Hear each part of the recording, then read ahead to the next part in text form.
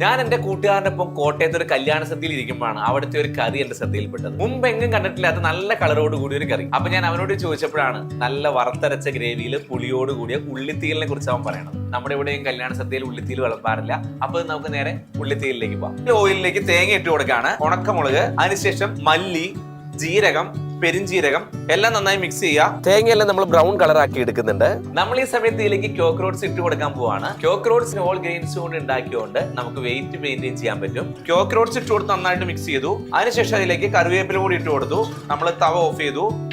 ചൂടാറിയതിനു ശേഷം നമ്മുടെ മിക്സിയുടെ ജാറിൽ അല്പം വെള്ളം ഒഴിച്ചു കൊടുത്ത് ഫൈൻ പേസ്റ്റ് ആക്കി എടുക്കുന്നുണ്ട്. പാൻ ചൂടായി വരുമ്പോൾ കടുക് ഇട്ട് പൊട്ടിക്കുകയാണ്. കടുക് പൊട്ടി വരുമ്പോൾ അതിലേക്ക് കറിവേപ്പില, ഉണക്കമുളക്, ചെറുള്ളി ഇട്ട് കൊടുത്ത് നന്നായിട്ട് മിക്സ് ചെയ്തു. ഈ സമയം ഇതിലേക്ക് അല്പം ഉപ്പും മഞ്ഞപ്പൊടി കൂടി ഇട്ട് കൊടുക്കുന്നുണ്ട്. അപ്പോൾ സോട്ട് ആയതിനു ശേഷം അതിലേക്ക് പുളിവെള്ളം ഒഴിച്ചു കൊടുക്കുന്നുണ്ട്. അത് നന്നായിട്ട് തിളച്ചു വന്നു. ഈ സമയത്ത് തേങ്ങയുടെ ഓട്സിന്റെ അരപ്പ് കൂടി ചേർത്ത് കൊടുക്കുന്നുണ്ട്. 10 മിനിറ്റ് ശേഷം അതിലേക്ക് ശർക്കര ഒരല്പം ഇട്ട് കൊടുക്കുന്നുണ്ട്. ശർക്കര കൂടി ഇട്ട് കൊടുത്ത് നന്നായിട്ട് ഇളക്കി അല്പം വെള്ളം ഒഴിച്ചു കൊടുത്തു. ഒരു 15 മിനിറ്റ് ഇതെല്ലാം കുക്ക് ചെയ്തെടുക്കുന്നുണ്ട്.